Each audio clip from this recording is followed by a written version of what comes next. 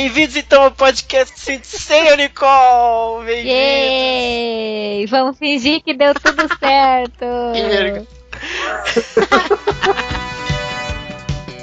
Estamos aqui, Nicole, para falar do Estamos aqui pela segunda vez para falar do mangá clássico de Sensei, Nicole. Por que, Nicole, que a gente tá falando do mangá clássico? Porque tá fazendo aniversário! 30 anos, Brunão. Balzaquiano, nosso mangá clássico de Sensei, há 30 anos, no dia 3 de dezembro agora. Vai fazer 30 anos, então nada melhor do que a gente se entregar finalmente ao que interessa, Brunão. Ao mangá clássico, a história do Kurumada. Sacanagem. É porque o mangá é canon, né, Xará? Isso, mangá, vai nessa. Mas, de uma certa forma, é um mangá que trouxe vários cânones, vários conceitos canônicos para ser muito importante. Então, antes tarde do que nunca, a gente vamos finalmente falar nessa data importantíssima sobre o mangá clássico. A gente vai ler o mangá clássico, vamos ter vários podcasts para continuar falando do mangá até o seu final. Mas como hoje faz 30 anos, como essa semana vai ser a comemoração de 30 anos, a gente vai falar bastante aqui do primeiro volume e um pouco também do mangá clássico. Não, vem comigo aqui, ó. Estou aqui com o Brunão. E aí, Brunão? E aí, Xará? Amargando 6x1, Brunão. Ah, se fodeu. Na verdade, eu não sou mais tão fã de futebol assim, não. Amargando, eu vou dizer que não tanto assim. Primeiro, porque tem o Fallout 4, né, Xará? Preciso comprar também. Que, assim, não é tão bom quanto o Fallout New Vegas, mas tem coisas muito legais no jogo. E segundo, porque sábado agora terminou um torneiozaço de Dota na Alemanha que eu acompanhei feliz da vida. Então, esse 6x1 eu descobri aqui 10 minutos antes de entrar no podcast, tá ligado? Bem-vinda, Nicole, ao podcast para falar de 30 anos de mangá. Muito obrigada. Vamos lá. Voltou de viagem, tá viajando o mundo do Brasil inteiro, né? Quem me dera, né? Rainha viaja, né? Rainha viaja, é a nossa embaixadora do podcast. Você tem que cobrar passagem de Xará. Caraca, mas só sai dinheiro desse podcast. Tá vendo? E olha que ainda eu fui pra Minas, que é a maior concentração de ouvintes, né? Do podcast. Tá em Minas, pelo que a gente viu, né? Uhum. E estou aqui com a enciclopédia humana de Sensei, Alan. Seja bem-vindo ao podcast. E aí, pessoal, tudo bem? Obrigado mais uma vez, né? 30 anos de mangá de Sensei, no dia 3 de dezembro de 85. Ó, deixa. É isso. É isso aí. A gente tá iniciando uma série de comemorações, né? Se a gente se espelhar pelo que foi as comemorações do ano passado, do aniversário de 40 anos da carreira do Kurumada, né? Então tem tudo para ser um ano inteiro, 2016, ser um ano inteiro de comemorações, e a gente também vai fazer muita coisa especial, né? Lembrando que o mangá, essa questão do aniversário do mangá, né? Tem muitos materiais oficiais que datam o aniversário de Sensei como sendo em 86, né? Porque o primeiro capítulo de Sensei na Weekly Shonen Jump surgiu na edição especial de Ano Novo, a edição número 1 e 2, né? É uma edição só. Que a data dela é dia 1º de janeiro de 86, né? Só que, na verdade, ela foi vendida, né, foi colocada nas bancas a partir do dia 3 de dezembro de 85, né? Durante muito tempo, até eu tinha registrado que a data de aniversário seria a data em que essa revista foi vendida foi em 26 de novembro de 85, né? Mas de fato, depois eu comprei tanto a revista, a primeira edição, que tinha a data correta, como a edição anterior a ela, né? E nessa edição anterior, a primeira edição de Sensei, tem de fato, que foi lançada no dia 26 de 11 de 85, né, 26 de novembro, tem a primeira imagem oficial de Sensei, que era o anúncio de que na revista seguinte, né, na revista do dia 1º de janeiro, iria ter o lançamento da nova obra de Kurumada e tal. Então, com a primeira foto do Seiya. Então, assim, dia 26 foi a primeira imagem oficial de Sensei. E no dia 3 de dezembro, que é a data, inclusive, que o Next Dimension vai voltar esse ano, né? Os ouvintes que estão nos ouvindo agora já devem ter visto alguma informação e tal.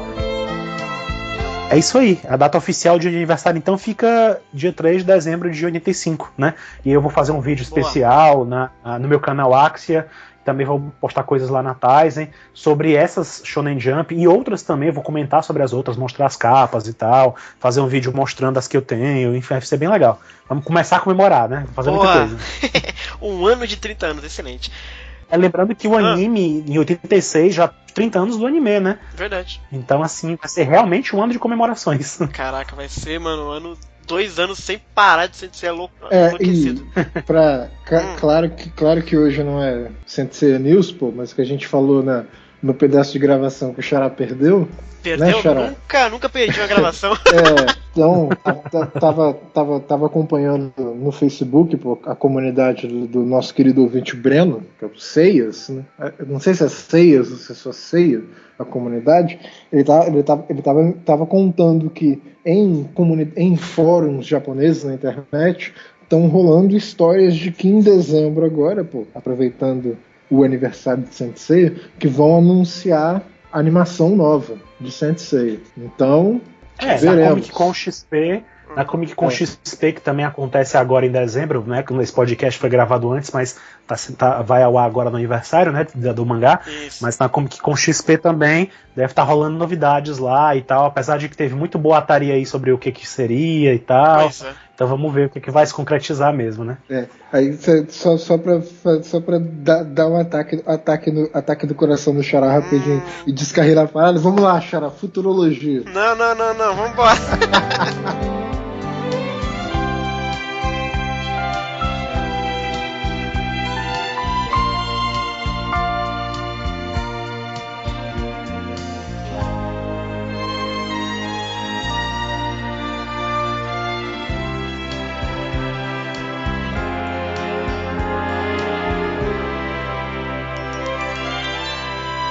Pra falar do mangá clássico, não, já que é uma data tão importante, 30 anos, não se faz 30 anos todos os dias, né?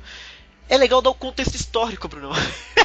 Da época que foi lançado em 85, porque vários eventos são inclusive mencionados em um artbook chamado Sora, relacionado ao Kurumada, justamente pontuando alguns eventos mundiais que de uma certa forma foram importantes ou que chamaram muita atenção naquela época. Então eu vou enumerar alguns deles que aconteceram em 85 e 86. Ô Nicole, tá preparada, Nicole, pra voltar no tempo? Eu tô preparada. Então vai.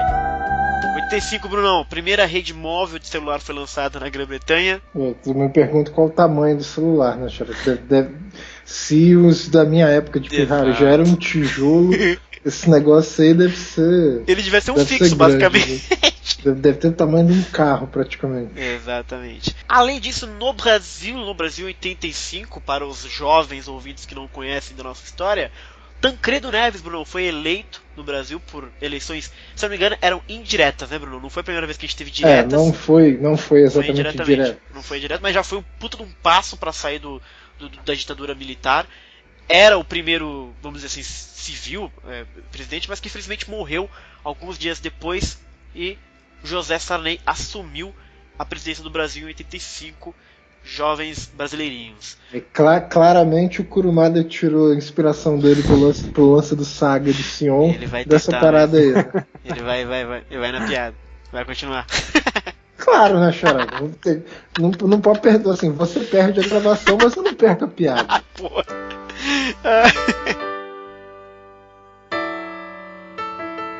Sobe a música, Brunão, porque o Michael lançou We Are The World em 85 para arrecadar fundos contra a fome na África. Grande Michael Jackson. When we should heed a certain cause, 'cause the world, it seems, is right in its line. No Japão, o estúdio Ghibli foi lançado, foi fundado, na verdade, e no ano seguinte já teve filme famoso, já teve uma explosão. Estreou em 85 também o filme De Volta para o Futuro, que tá todo mundo comemorando até ainda agora, o Marty McFly tendo chego no futuro. Foi justamente 30 anos depois da estreia. Super Mario Bros. Foi lançado para os NES, o Nintendinho, o Famicom. Calvin e Hobbes estreou nos jornais americanos em 85. Em 86, a Voyager fez o primeiro contato com o planeta Uranus, Brunão. Nada aconteceu, porque enfim, a Voyager acabou passando direto. A Pixar foi fundada nos Estados Unidos, grande Pixar. O cometa Halley passou pela Terra, que foi um puta de um evento, porque ele só passa a cada 200 anos ou alguma coisa assim. Então não é sempre que o Halley vem. A União Soviética lançou a estação espacial Mir. Em games, o Zelda lançou seu primeiro jogo. O Zelda não, mas enfim. A Nintendo lançou Legend of Zelda. Foi o primeiro jogo da franquia, que eu adoro, Brunão. Acho o Zelda foda pra caralho. Não vejo a hora de... Zelda é bem legal. Porra, é muito todos legal, os meus amigos me dizem isso, mas eu joguei Zelda muito pouco. Eu joguei um pouquinho a versão de Super Nintendo e só. Sério? Nunca joguei nenhum outro Zelda. O Zelda do Wii é muito divertido. Nossa, é muito legal, cara. Então tá aí, grande Zelda. Eu me lembro que quando eu era menorzinha eu jogava no computador e a minha mãe vinha no quarto e ela já tá jogando esse boneco verdinho de novo. Ela comentava, às vezes ela ficava me assistindo jogar. Assim, boneco verdinho, ótimo. Grande Zelda. Que não é o Zelda, né? O Link. Que não é o Zelda.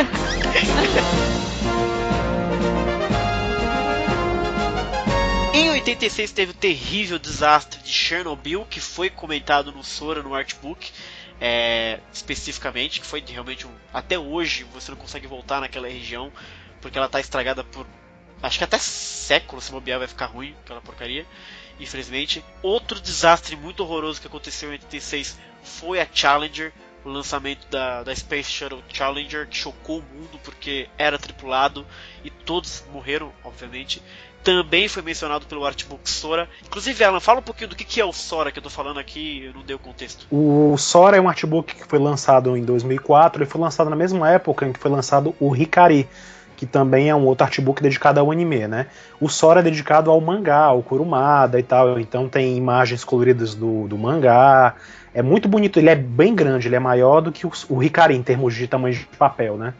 E ele tem imagens, as principais imagens do mangá que a gente conhece, todas lá coloridas, tem uma entrevista bem longa com o Kurumada em que ele comenta várias das coisas que a gente vai citar aqui, né, no podcast, e também lá tem tem capítulos do mangá inteiros com páginas coloridas que saíram na época da Jump, né? Que a gente também vai mencionar, então. E lá tem um calendário gigante, né? Onde ele coloca as principais Shukan Shonen Jump, no caso as Weekly Shonen Jumps que saíram os capítulos de Sensei naquela época no Japão, né? Lá ele lista as principais. E ele contextualiza também, foi como o Bruno pensou, né? Ele também menciona ano a ano, 86, 87, 88, 89, 90, principais fatos históricos ali, né? Que de alguma forma devem ter alguma relevância para o contexto do que a gente vê em Saint Seiya, né? No caso Chernobyl, né? Que a gente comentou. Deixa eu fazer uma pergunta então, Xará. Oi. Esse artbook ele menciona textualmente a coisa do Reagan? Não. Alguns dos pontos que o Sora menciona, eu e o Bruno, a gente fez a pauta do podcast e eu marquei lá pro Bruno as partes que o Sora menciona. O Sora cita textualmente o desastre do Chernobyl, o desastre da Challenger, a explosão da Challenger, isso. O boom do Body Conscious, que é um estilo de roupa que aconteceu nos anos 80 de usar muito curtinho, muito justo, também aquela coisa colado que a gente falou, muito colado no corpo e tal, o cabelo curto de um comprimento só, que é uma coisa muito que eles também mencionam no Sora, e a erupção do Monte Mihara na ilha de Izu-Oshima, no Japão, que também é mencionado pelo Sora, né? Mas além desses eventos também, em 86 a gente teve a Copa do Mundo no México, a segunda vez que a Copa do Mundo foi para o México. O Brasil tinha um time muito bacana, mas foi eliminado pela França, infelizmente. E aquele ano a Argentina levou o caneco. O nosso técnico ainda era o Tele naquela época. Era o Tele? Não sei. Acho que era o Tele. Eu sei que tinha Zico, ainda tava meio mal, mas enfim. E tinha o... a gente tava se recuperando do trauma de 82, né, Xará? Exato. Mas tinha Zico, ainda tinha aquele 3x2 com a Itália. Casa Grande. Era um time legal. Tinha um puta timaço mesmo. Exato.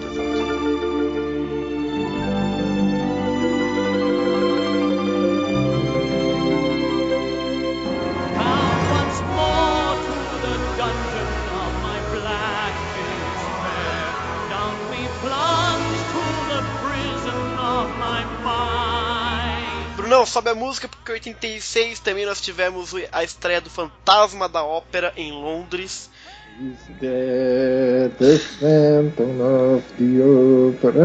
É esse mesmo. Rapaz, meu pai é muito fã disso. Cara, eu sou muito fã, Brunão. Ele foi a Nova York quando eu era pirralhinho, trouxe de lá a fita gravada da parada sendo encenada lá. Muito legal. É muito punk. Eu sou muito, muito fã de Fantasma da Ópera. Eu tenho a versão original do Original London Cast, que foi lançado com Michael Crawford, toda a galera clássica dessa montagem, dessa primeira montagem de Londres, e eu acho maravilhoso, sou muito fã do Fantasma. E é o musical mais longevo, né? Porque desde que estreou nunca mais saiu em cartaz, então fica aí a nota específica. Qual que é a sua versão de Fantasma da Ópera mais preferida, Xará? Não contando o original. Ah, caraca, eu gosto muito da original, mas eu gosto muito da brasileira também, porque a brasileira lançou alguns áudios da versão nacional e eu gosto muito também. Mas eu gosto muito da original, de Londres, pra mim é foda. A que eu não gosto muito é a do filme. Mas aí já é papão do podcast, Bruno. E as versões de heavy metal, pô? Não curti nenhuma? Eu só conheço a do Nightwish, na verdade. Fora essa... Porra, Xará. Eu acho que a Tária podia se dedicar um pouco mais naquela música. Porra, Xará. É, ué. Chegou a ver a versão Fantasma da Ópera que teve na Manchete, na novela? Nossa, não sabia que tinha visto aí não, cara. Da Manchete? Eu lembro quando eu era criança, eu cheguei a ver. Eu lembro que até a Carolina Ferraz era a mocinha da novela. Meu Deus, que loucura. Preciso atrás disso. É. Ô, Xará. Oi. E o Fantasma da Ópera do Iron Maiden, Xará? Essa é boa, hein, Brunão? Porra. Pode colocar aí trilha sonora aí. Excelente.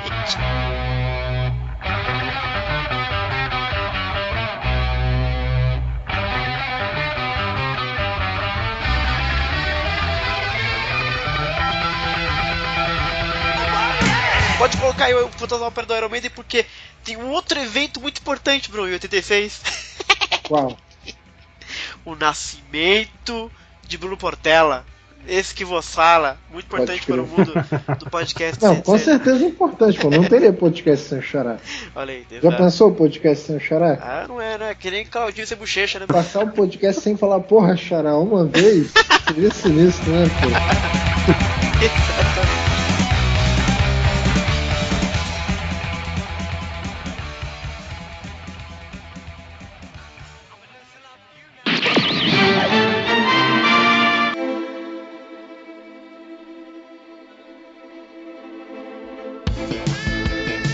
Vamos então, Bruno, pra gente falar um pouquinho do contexto justamente de mangá e anime do Japão na época que Saint Seiya foi lançado, Bruno. O que tava em voga, o que o pessoal tava curtindo, o que tava rolando mesmo. Por exemplo, de mangá, tava rolando Hokuto no Ken, tava em voga, Bari Bari Densetsu, nunca ouvi falar de nenhum desses, que ganhou o prêmio da Kodansha naquele ano de 85, Pokémon também ganhou um dos prêmios que eu vi na Wikipedia, Hatsukoi Scandal, Tobe Jinrui 2, Asari-chan e Apple Seed são os mangás que estavam realmente em alta em 85. Eu não conheço absolutamente nenhum, apenas de nome Hokuto no Ken, que é o mais famosinho. É o Fist of the North Star, né? É um dos mais conhecidos, né? E segue um estilo de desenho um tanto semelhante ao de Saint Seiya. Existem coisas sendo feitas até hoje usando um estilo semelhante. E usam um estilo semelhante e se aproveitam do que tem de tecnológico hoje para fazer uma coisa maneira, que é tipo hoje assim, eles estão animando o mangá de JoJo Bizarre Adventures, que tá assim, obra de arte. É muito engraçado porque segue o desenho todo estilo classicozão, só que tudo colorido, tudo bem feito, tudo absurdamente dramático, absurdamente exagerado. Então tá tudo muito bonito. Se fizesse um Sensei assim, ia ficar muito legal. E o bacana é, assim, pode ser um pouco da minha ignorância, mas, por exemplo, tirando o Hokuto no Ken, que eu conheço, acho que você mencionou, Bruno, em algum momento, todos os outros que ganharam prêmios naquela época, etc., nunca mais ouvi falar. Na verdade, cara, a gente tem que lembrar que a indústria de animação tá muito assim, no começo ali, né? A gente tem que entender. Isso é mangá, só animação a gente vai falar ainda. Não, sim, mas você tem que entender que os animadores, no fim das contas, eles desenham, né, pô? E tem uma coisa, né, Bruno? Talvez o que dá a longevidade pro mangá seja justamente a animação, né?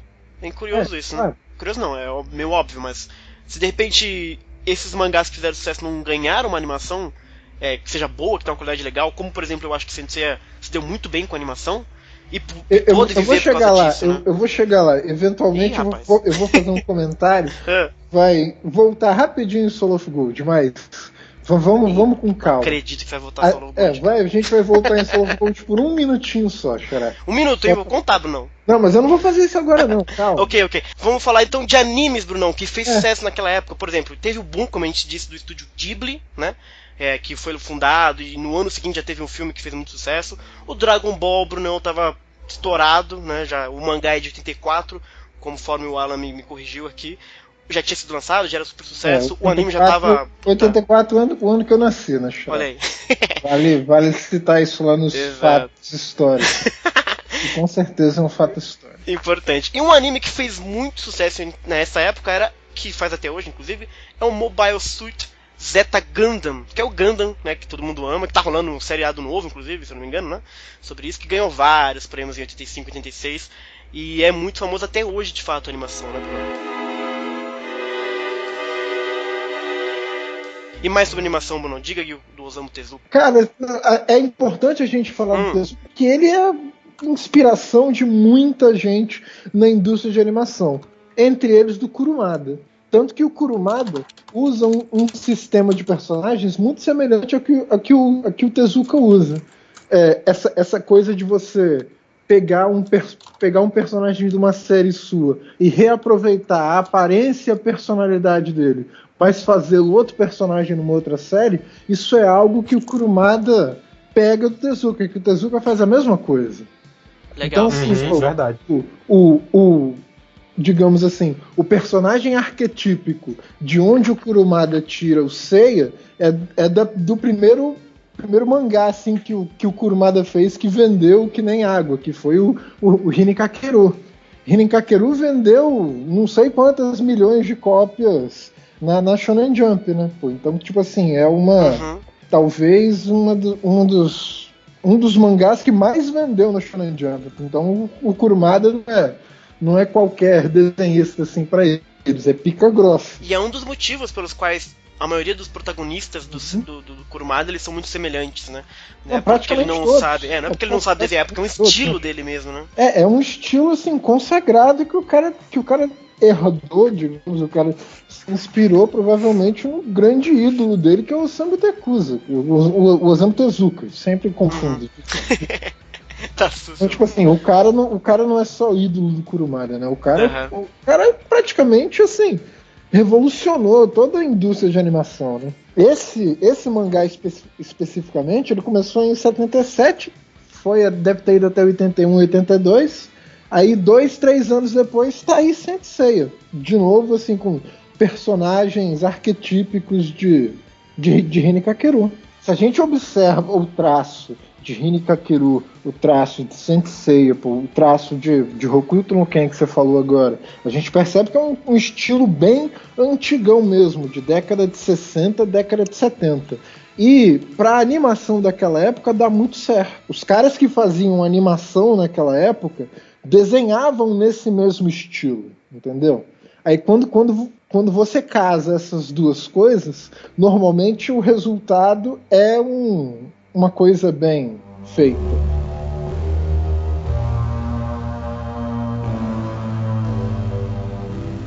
E já que você mencionou, por exemplo, as influências do Kurumada, Brunão, Kurumada é o nosso grande autor de Saint Seiya, é o criador, é a mente pensante por trás dessa série. E ele nasceu no dia 6 de dezembro, até próximo, né, da data de publicação, 6 de dezembro de 53. Lançou o Saint Seiya quando ele tinha 32 anos, Brunão. Então, olha que bonitos aí. A gente não vai fazer um podcast específico do Kurumada. A gente provavelmente vai ter um dele no futuro, não sei. Não posso prometer, porque também eu não manjo nada dele. Mas a inspiração dele... Pois em várias entrevistas, o Kurumada menciona, né, que o cara que foi ele tomou como um mentor, como um cara que sempre foi um modelo para ele, era o Hiroshi Motomiya, né? O Hiroshi Motomiya, acho que o mangá que eu mais conheço dele, na verdade, é o Salaryman Kintaro, que é uma obra que também foi publicada enquanto Saint Seiya estava acontecendo também, entendeu?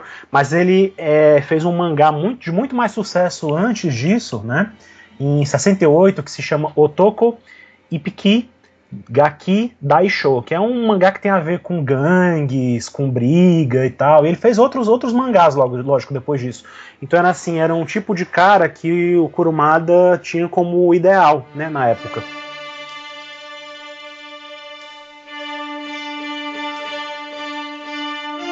E aí ele começa essa trajetória do Kurumada, ele escreve, por exemplo, Sukeban Arashi, que aparentemente é o primeiro mangá dele, de 74. Ele escreve Mikereko Rock, em 75. Ring Nikakero já vem em 77, Bruno, que se estendeu, como você disse, até 83, na verdade, que é uma das obras bem famosas do Kurumada. Em 79 ele escreve Mabudachi Jingi, que é um conto curto, basicamente, que também é um conto curto próximo, que é o Shiro Obi Taisho, também de 79.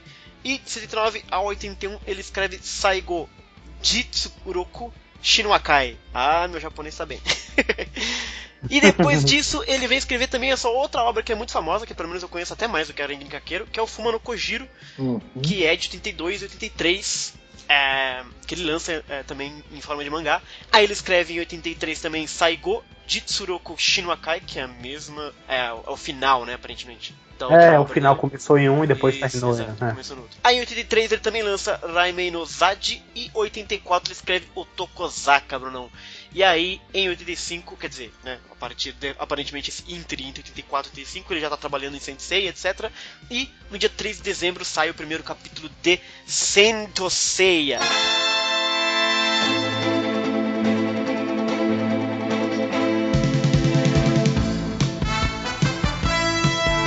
Ele vem trabalhando as ideias, como você mesmo disse, né, de Senseiya, essa coisa do personagem, da coisa arquetípica de ser trabalhado no visual, etc. E algumas outras ideias também que o Alan veio trazer pra gente, de coisas que ele já vinha trabalhando nos seus mangás e outras coisas que ele veio a utilizar em Sensei a partir de 85, né?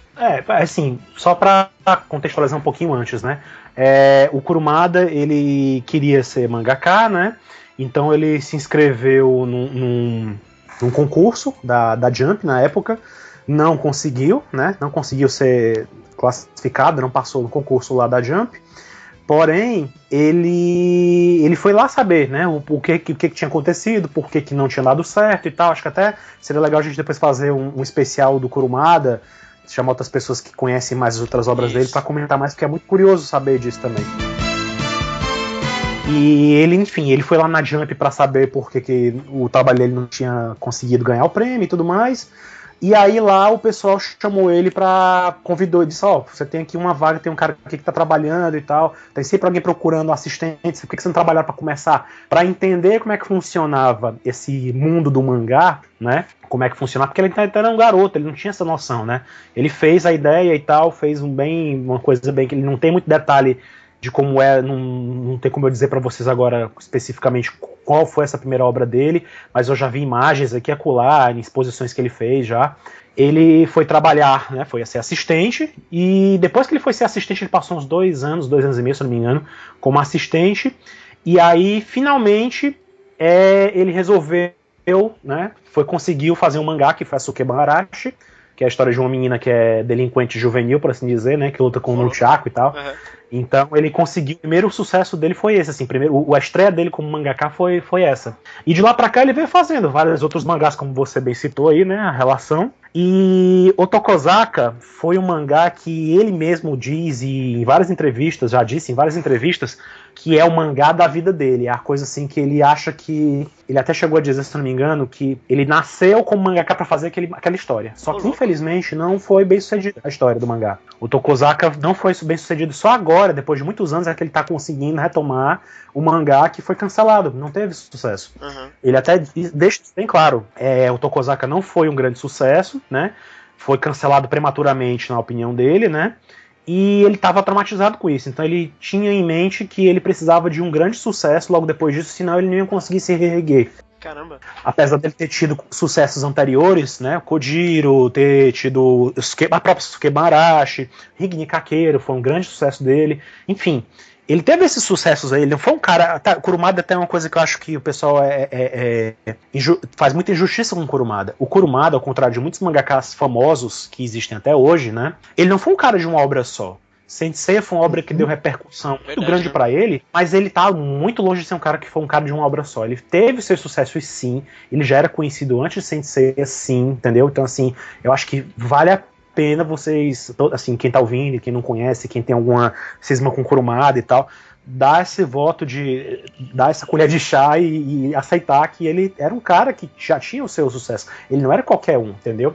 Assim, ele já chegou lá, o pessoal reclama muito do traço dele e tudo mais, não sei o quê. Mas enfim, ele tem uma história, entendeu? Ele não chegou ali em Saint Seiya de qualquer jeito, né? Não, só pra acrescentar o que você falou, pô, o Kurumada, antes de fazer Saint Seiya, ele já era autor de uma das coisas mais vendidas da história da Shonen Jump, que é o Rin Kakero, pô. Então ele já era pica grossa mesmo antes de Saint Seiya. Pois é. Então, assim, quando ele começou a fazer Saint Seiya, quando ele começou a pensar no que viria a ser Saint Seiya, né? Ele pensou muito. No começo a ideia era uma coisa bem simples, né?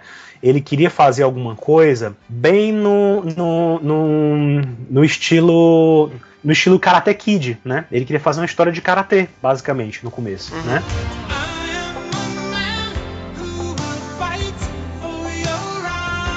Mas assim, se você parar para pensar em tudo que tem em Saint Seiya, você vê que os elementos que tinham em Saint Seiya já vêm sendo trabalhados em obras anteriores dele, né? Por exemplo, uma das grandes coisas que tem em Saint Seiya, um dos grandes destaques de Saint Seiya, que muita gente se refere sempre, são as armaduras, né?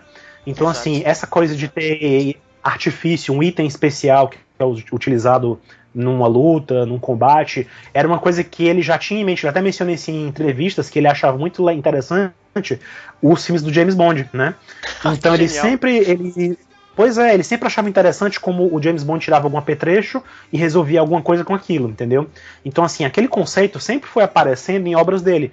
A Sukeba Arashi, por exemplo, que foi o primeiro mangá dele, ela tinha um nunchaku que ela tirava da saia, entendeu? Para lutar. Então era um item que ela utilizava. No Ring Nikakero tinha o famoso Kaiser Knuckle, né? Que é um negocinho que ele usa nas mãos, né, para dar golpes e que maximiza o poder do cara e que pode ser elevado à máxima potência. Tem uma história assim.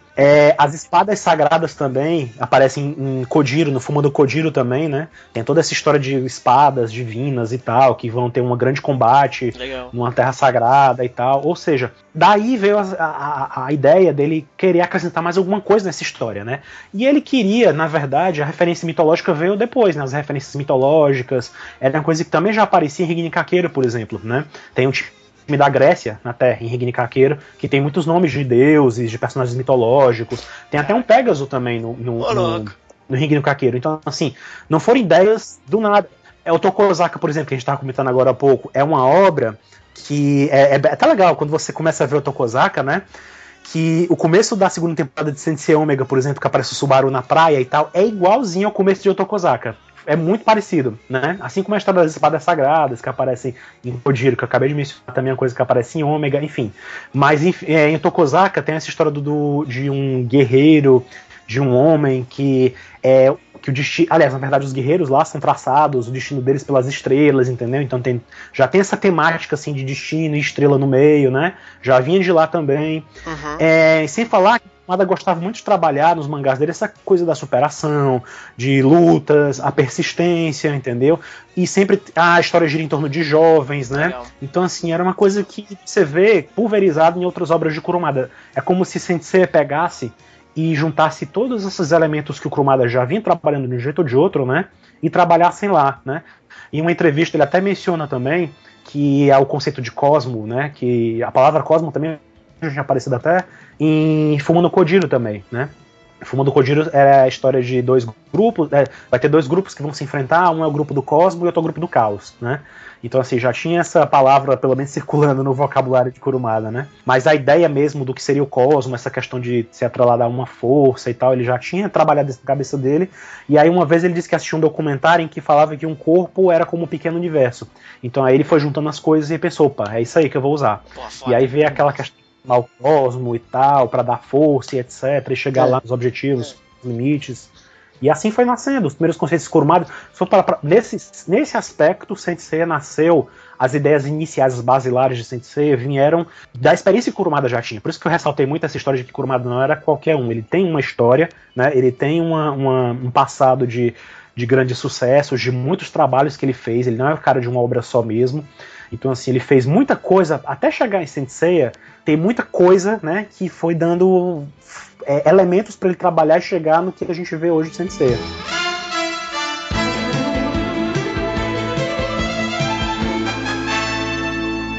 Sem falar também nas opiniões que também foram levadas em consideração quando ele chegou com a ideia de Saint Seiya. Naquela época era muito interessante, né? Então, quando ele trouxe a ideia de acrescentar algum equipamento, no caso nas armaduras nem eram armaduras no comecinho mesmo, né? A ideia era outra no começo. Isso já entrando um pouquinho mais nas ideias específicas de Saint Seiya, né? O Kurumada queria fazer uma história bem simples, como eu falei, parecido com o Karate Kid, né? Quem não conhece, né? Aquela história do menino que tem um mestre, mas ele queria fazer uma história de karatê. Mas aí a história foi mudando na cabeça dele, ele fez uma coisa, ele queria umas lutas mais exageradas, que tivesse mais golpes especiais, então a coisa foi mudando, né? No conceito da cabeça dele. Então, depois ele chegou a pensar um protagonista que se chamasse Seiya, né? Só que o nome do Seiya seria diferente de como é escrito em kanji, né? Do que ficou escrito hoje. Seria de uma forma diferente. O Seiya, a palavra Seiya é formada por dois kanjis que significa flecha e estrela, né? Ou flecha estelar, por assim dizer.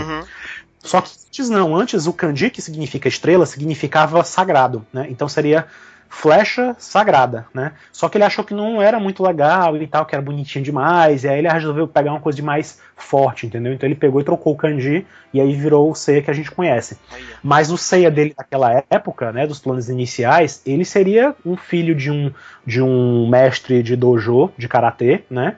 Que fica na periferia, e seria uma coisa de tomate. No começo ele pensou em que seria uma coisa de temática de esportes, né? Mas depois ele foi mudando um pouco também a história e pensou que de repente podia ser a história de um menino que encontrava o pai morto, o mestre lá do dojo morto, e aí seria uma história que geraria em torno disso aí.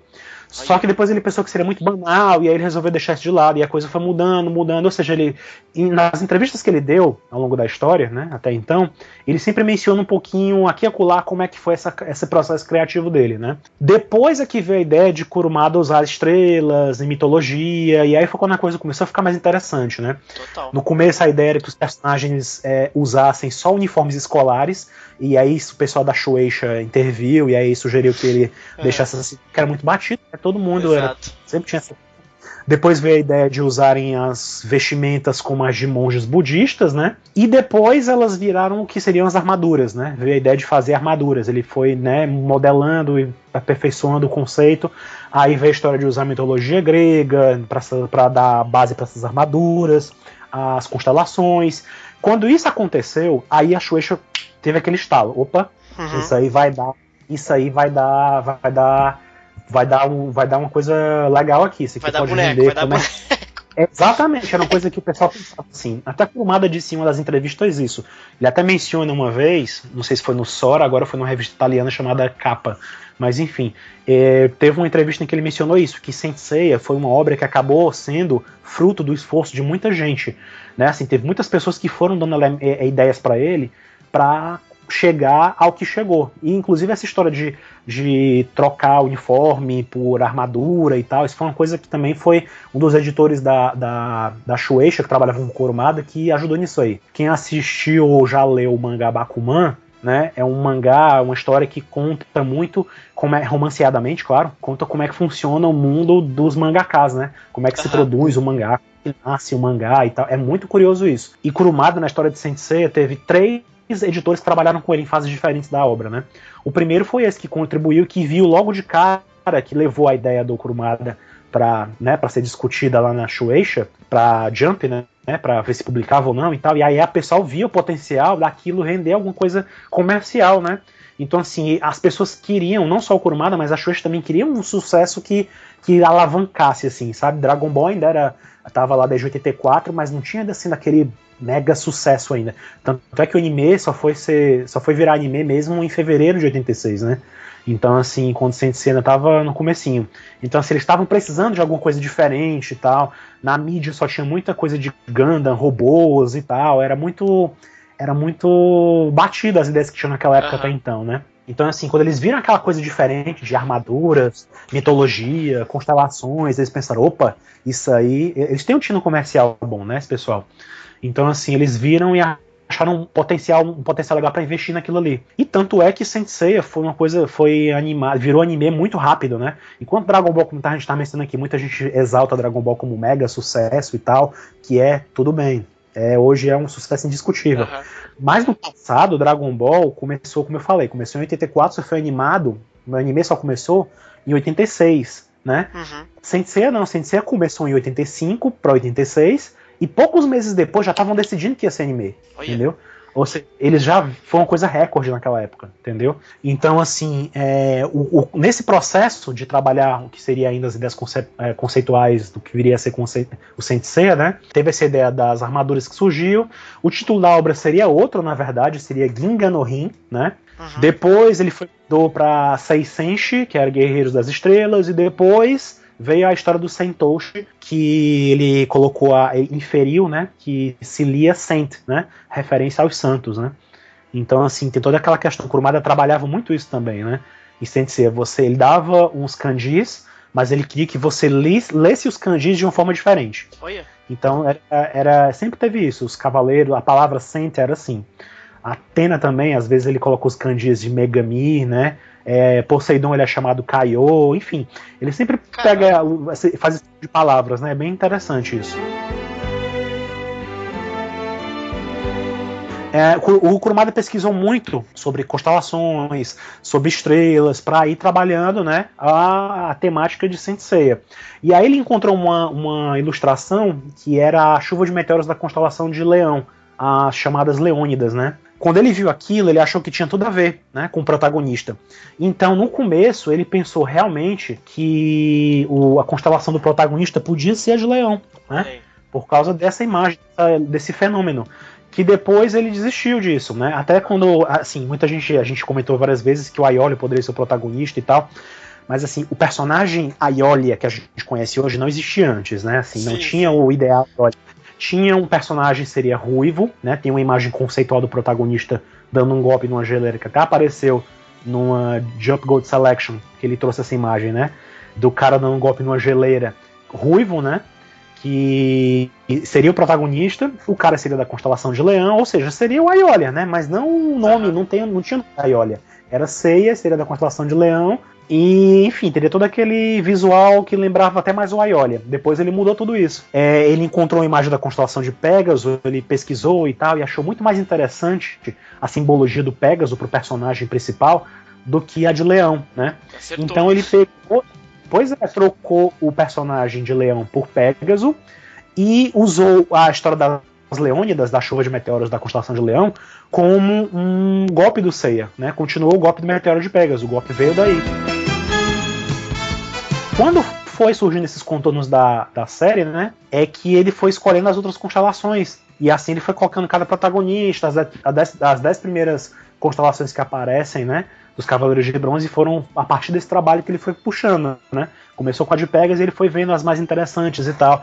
E na Jump Gold Selection, ele justamente, que eu já traduzi, lá na Tizen também, ele justamente comenta o significado depois que ele foi pensando para cada um dos nomes dos personagens também, que não foi algo aleatório, né? O legal de Saint Seiya é isso, tudo tem um sentido, nada é acaso, né? Então, é isso, as ideias originais de Saint Seiya foram essas, como eu mencionei, né? Veio muito esse conceito de obras anteriores do Kurumada foram e coisas que foram trabalhadas com a ajuda de outras pessoas que o Kurumada trabalhava junto, né, na editora e tal, os assistentes dele que também foi a história. Isso foi se perdurando durante todo o Saint Seiya, né? Muitas armaduras vieram de ideias de fãs, né? O Kurumada sozinho não desenvolvia tudo, né? Então assim, ele tinha uma equipe muito boa que trabalhava com ele.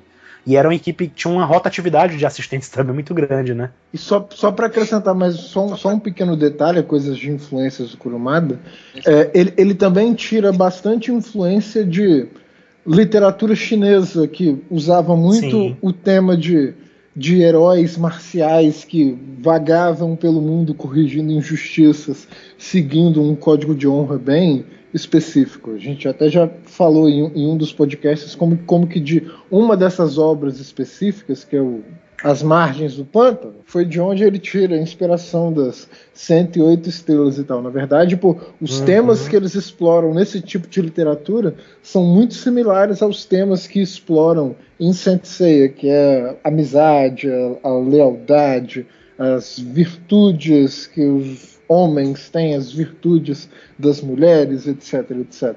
É um tipo de literatura bem popular no Oriente. E aí, Nicole, acertou o menino Kurumada em trocar o leão por Pegasus? Oh, com certeza. Né?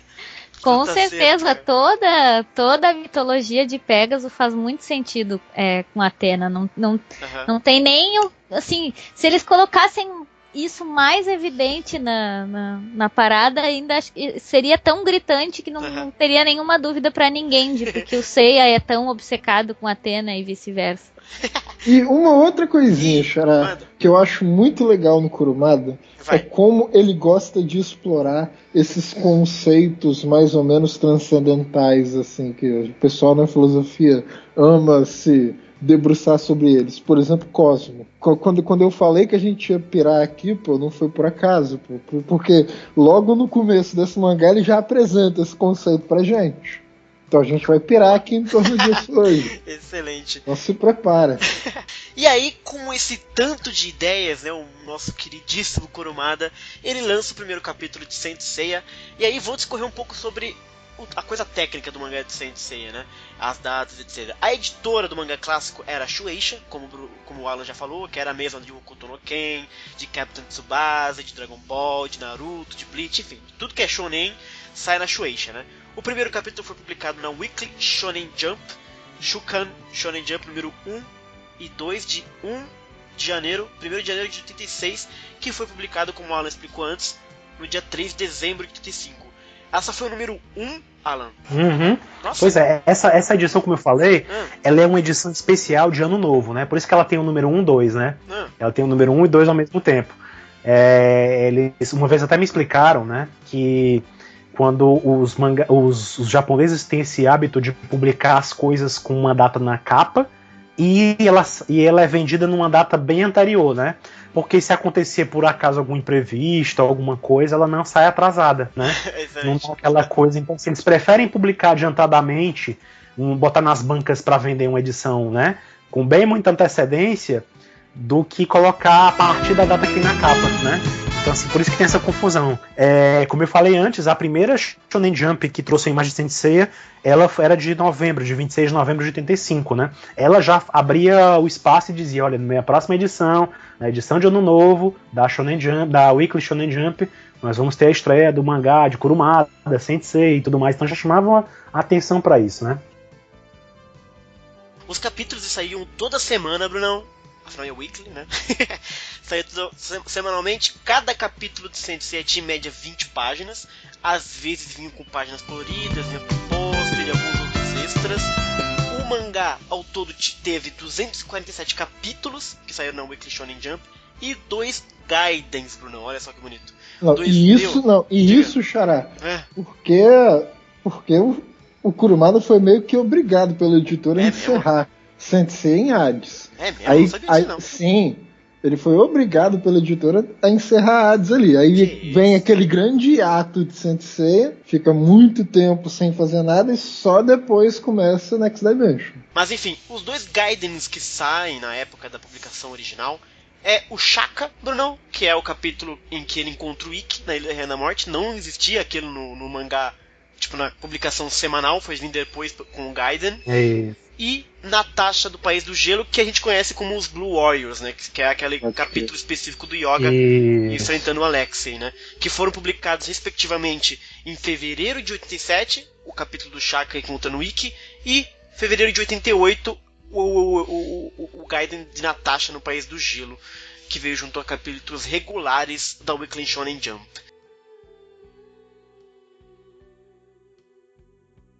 O capítulo final, o último capítulo, foi publicado na edição 1 da V-Jump de 12 de dezembro de 1990, Brunão. V-Jump, por que não foi na Weekly? O nome mudou, Alan? Não, assim, o último capítulo de Saint Seiya na Shonen Jump, na Shukan, na Weekly Shonen Jump, né? Foi publicado lá mesmo. Teve um capítulo lá e tal, que foi até uma polêmica que a revista Herói nos confundiu muito aqui para os brasileiros. Essa história de que Saint Seiya tinha 2 finais, né? Porque, na verdade, é isso. Na Weekly Shonen Jump, ele publicou o último capítulo que mostrava o Seiya partindo para cima do Hades e tendo uma explosão, e aí já mostrava aquela imagem das constelações e fim. Entendeu? Acabava ali. Só que lá mesmo, se você olhasse no rodapé dessa imagem que dava o fim de Saint Seiya, né? Ele dizia, o verdadeiro final encontra-se na primeira edição da revista V-Jump. Era uma estratégia da revista, né? Eles queriam que a primeira edição dessa revista nova, que existe até hoje, que é a V-Jump, né? Ela é famosa hoje, existe e continua. Naquela época eles queriam promover com coisas grandes, né? Então queriam alguma coisa que chamasse a atenção. Então, por que não colocar o último capítulo de Saint Seiya lá? Porque de repente, se tivesse sucesso, se a galera ficasse assim, ansiosa, né? Existia uma proposta do Kurumada vir a continuar a história dos Cavaleiros depois, né? Teve até ele até chegou a comentar sobre isso.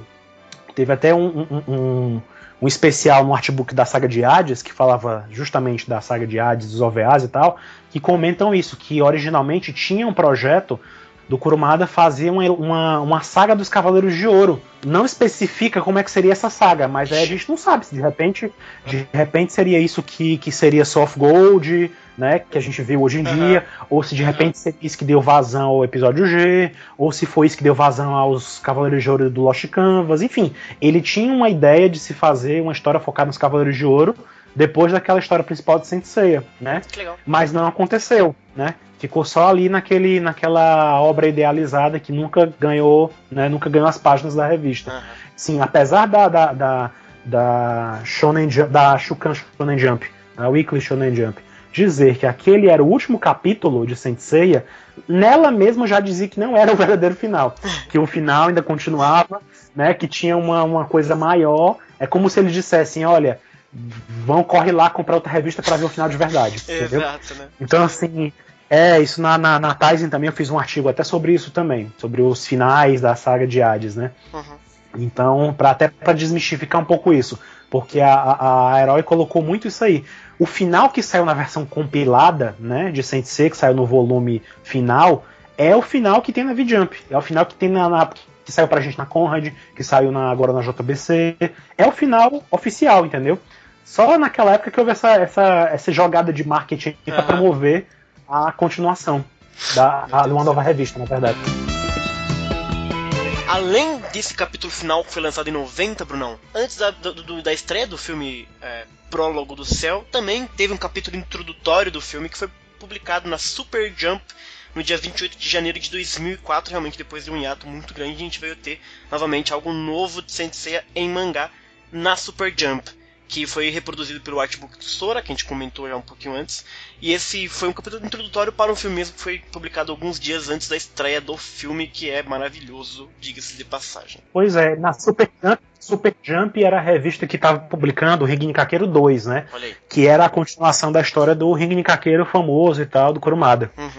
Então ele publicou, até a edição que traz esse capítulo especial, eu tenho também ela, essa edição traz uma foto do protagonista de Ringen Kakeiro e uma foto do Seiya lado a lado, né, na revista. Então é bem curioso. Essa revista, até hoje, essa história que muita gente, né, esquece muito disso e acha que era uma coisa só para os filmes e tal, mas é aí que tá, se você parar, aí entra a grande questão, né? Grande confusão. A história de canônica, não canônica, etc. Rapaz, confusão. Pra Shueisha, o que tem depois de Hades é aquilo ali, entendeu? Essa história continua, a história de Seiya. O que o Kurumada depois fez na Akita Shoten já é outra coisa, né? O Next Dimension já é outra coisa. É aquilo que o autor diz que é a continuação. Por isso que ele ressaltou tanto que era a continuação de Saint Seiya, a continuação oficial, que o pessoal, né, gosta de falar canônica e tal. Por isso, porque ele queria reforçar que mesmo sendo uma coisa que ele não estava fazendo na editora original, onde Saint Seiya existe, né, é uma obra que vale, né? Porque se você for para ver até hoje, a Shueisha, que é a editora que nasceu Saint Seiya, ela tá sempre editando e reeditando o mangá E pra ela, o que o Kurumada tá fazendo na Akita pouco importa, pra ela não existe, entendeu? Pra ela o que interessa o Sensei clássico, o canônico que as pessoas falam, pra elas é o que tá no mangá clássico, entendeu? Tudo mais, por mais que seja uma coisa que o autor esteja fazendo, é tudo paralelo àquilo, entendeu? De um jeito ou de outro. Então, assim, é uma coisa que vai dos fãs de aceitarem como a ligação direta e tal, porque você nunca vai ver, infelizmente, um mangá da Shueisha, por exemplo, trazendo a continuação Next Dimension lá, porque Next Dimension está saindo na Akita, que é uma outra editora, né? A partir do episódio G, o Kurumada, né, foi trabalhando o mangá e as outras vertentes do mangá lá naquela editora. Até então, desde esse mangá prólogo do Tenkai, né? Esse prólogo do prólogo, né? Que a gente já comentou, inclusive, no podcast do filme, né? Esse prólogo, ele tem muitas coisas que foram utilizadas no Next Dimension, né? Como a história do Seiya na cadeira de rodas e tal, a Saori empurrando ele, a aparição do Toma, né? Enfim, mencionam os Zeus como alguém que quer a morte dos cavaleiros, enfim. Tudo aquilo ali tá nesse prólogo do prólogo, né? Que aparece na Super Jump. Então, assim, antes do Next Dimension teve isso aí. E, inclusive em exposições do ano passado, do aniversário do Kurumada, o pessoal o próprio Kurumada chegou a expor essa história que ele publicou na Super Jump, né? Então, assim, não é uma coisa que foi esquecida e que ele jogou pra escanteio, entendeu? Assim, é pra você ver que a linha cronológica de Sensei é uma coisa bem mais complexa do que apenas as pessoas querem simplificar, né? Não é uma coisa tão unilateral assim, né? Alguns outros extras do mangá que foram lançados ao redor dos tempos. Teve a Cosmo Special, que é um databook, que é basicamente um resumo do mangá, com imagens coloridas, com fichas de personagens. Tem um jogo de tabuleiro também do mangá. Tem algumas lutas que não foram vistas no mangá até então. E também tem um hipermito, que teoricamente é a base mitológica de Saint Seiya, né? É a Cosmo Special. É até hoje um negócio que muitos fãs mais puristas, assim, por assim dizer, gostam de questionam até o hipermito também. Tem muitos fãs porque a Cosmic Special ela foi publicação da Shueisha, né? E o hipermito, tem muita gente que diz, mas foi o Kurumada que escrevia aquilo, não foi, se não foi, não tá valendo, entendeu? Tem toda essa história. As pessoas não param pra pensar que Sensei inteiro não foi uma coisa que só o Kurumada fez, e o próprio já admitiu isso. Então, assim, muito do que a gente vê dos rumos da história ali, de Sensei no clássico, foram sendo definidos com a intervenção também da editora, né? Então, assim, tem um esforço criativo de outras pessoas também, além do próprio Kurumada, né? E o hipermito também tem isso aí. Não existe até então nada especificado, que o Kurumada não tem contribuído com nada do que a gente vê no hipermito. Mas o hipermito, ele trabalha com as bases mitológicas de Saint Seiya, né? Fala das origens dos Blue Warriors, fala das guerras santas anteriores, menciona Ares, a origem do universo, enfim, a origem das armaduras, os primeiros confrontos com Poseidon, enfim. Ele foi trabalhado por pessoas que também estavam trabalhando com Saint Seiya junto com o Kurumada, né? Então não foi uma coisa por acaso, mas tem fã que gosta de dizer que não vale nada e permite, porque não é canônico. Foi o Kurumada que fez sozinho. Entendi. Tem essa vertente de pessoas que falam isso também. Além da Cosmo Special, também teve a Taizen, que não é o Alan. Não. A Taizen original. Me inspirou, na verdade, o nome eu gostei, né? É a Saint Seiya Taizen, né? Que é a enciclopédia oficial do mangá, né? Exatamente, que tem entrevista, que tem todas as fichas de personagens, tem informação sobre armaduras perdidas. Me tirem uma curiosidade rapidinho, por favor. O que significa Taizen? Imagina. Como a gente traduz isso pro português? Taizen significa enciclopédia. Maneiro. Legal. É basicamente isso. Tem explicações adicionais, tem resumo de novo do mangá, tem informações de mitologia, tem até uma imagem idealizada dos Zeus. Então tem coisas bacanas da Taizen realmente. E foi realmente a inspiração para o Alan. Pois é, que também essa imagem dos Zeus que tem lá, que muita gente até utiliza, não sabe de onde é que vem, tá lá na enciclopédia. Ganharam, essa enciclopédia teve uma versão aqui da brasileira, saiu pela Conrad também, né? Hoje em dia, pelo que eu sei, parece que é um item raro, né? Não se encontra mais ela facilmente por aí. Então, então assim, tem muita coisa interessante nessa enciclopédia. Lá você via fichas de personagens, por exemplo, se não me engano, o Orfe, por exemplo, de Lyra. A primeira vez que a ficha dele apareceu foi na Taizen. Não tinha até então muita informação sobre ele, né, fora a aparição dele na própria saga de Hades, né?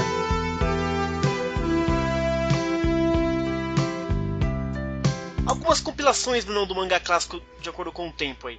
Foi lançada a edição compilada Tankobon, de 86 a 90, na verdade compilou tudo que saiu de 86 a 90, 28 volumes, Tankobon. Aizoban é uma edição especial que saiu em 96, de 15 volumes. Saiu o chamado Bunkoban, que é uma edição de colecionador formato livro de bolso, também 15 volumes, que foi lançado em 2001 e 2013, relançado. 2013 teve até uma caixinha, ela veio com uma caixinha pra guardar todos os mangás. Até coloquei os links pra vocês verem off aí, quem quiser dar uma olhada como é que é cada coleção, né? Eu fui colocando os links da página de Sensei.it, né, que é uma página italiana muito antiga, que o cara tem uma coleção e tal, bem legal, e foi de lá que eu botei os links.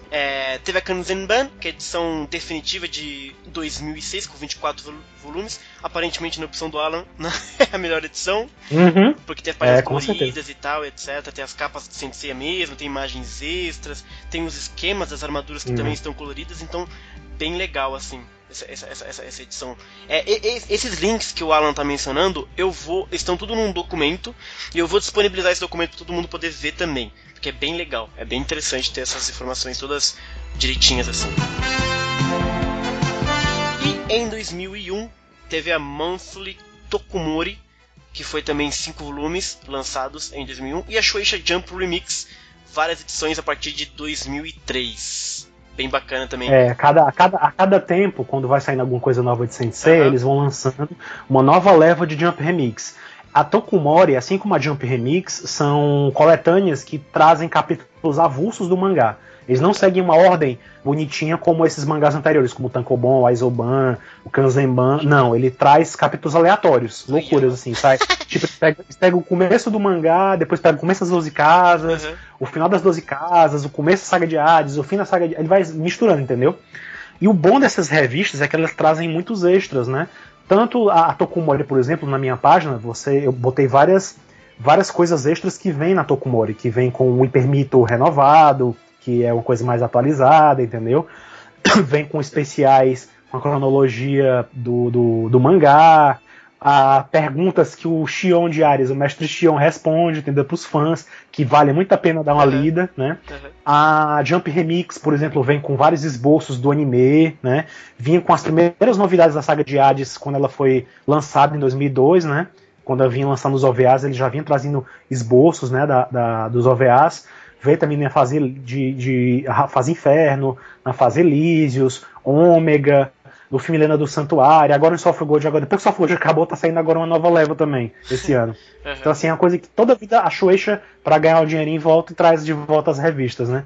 Não só Sensei, lembrando bem, Shueisha Jump Remix é um selo que a Shueisha tem, que traz esses mangás antigos dela e edições de bolso que você compra nas Combine, né? São aquelas lojas de conveniência do Japão. Em qualquer lugar você consegue encontrar uma Combine. E lá você encontra baratinha uma revistinha de bolso que você lê e tal. Muita gente até joga fora depois, enfim. Mas é bem curioso isso. E nessas revistas, a maioria dessas Jump Remix, a cada edição que eles lançam, né, eles costumam lançar um mini calendário relembrando tudo que saiu de Sensei desde o seu lançamento, entendeu? É um resuminho de tudo. É bem legal também. Eles colocam todas as datas principais, quando é que saiu o anime, quando é que saíram os bonecos, quando é que saíram os artbooks, enfim, é bem bacana também. E já pra terminar essa parte sobre o mangá clássico, os derivados do mangá clássico que saíram, que todo mundo conhece, o episódio G saiu em 2003, dando continuidade, o episódio G Assassin tá saindo desde 2014, pra web, online, né? O Next Dimension começou a sair em 2006, a sequência espiritual de Sensei escrita pelo Kurumada. O Lost Canvas também de 2006. Os Gaidens do Lost Canvas desde 2011 saindo. O Ômega saiu em 2012. Ele saiu primeiro o anime, depois saiu o mangá, não foi isso, Alan? Foi, primeiro foi o anime, depois saiu o mangá pela Kodokawa, se eu não me engano. E aí infelizmente só rendeu um volume. Foi uma coisa que ficou assim bem pontual mesmo. Entendi. E aí, Sente achou, que a Nicole gosta tanto, que saiu desde 2013, e tá rolando até então. E finalmente o Kurumada Suikoden Hero of Heroes, que também sai desde 2013, são os mangás. Na maioria, na verdade, tá rolando até hoje, né? Se você considerar aquilo Gaiden, Assassin, então... Tem muita coisa de mangá saindo de Sensei. Não, e agora, recentemente, né, a gente viu o anúncio que na Champion Head de dezembro, aqui não é um bloco Sensei News, mas vale a pena só mencionar, né? Falar. que agora os ouvintes vão estar ouvindo agora em dezembro, então logo no dia 19 de dezembro tá saindo uma Champion Head especial com um capítulo extra de Lost Canvas, não Lost Canvas Gaiden, Lost Canvas mesmo, uma história que se encaixa no Lost Canvas, né? Lost Canvas clássico, então, né, Alan? Exatamente, Lost Canvas clássico. e um capítulo extra especial também do episódio G Assassin lá, né?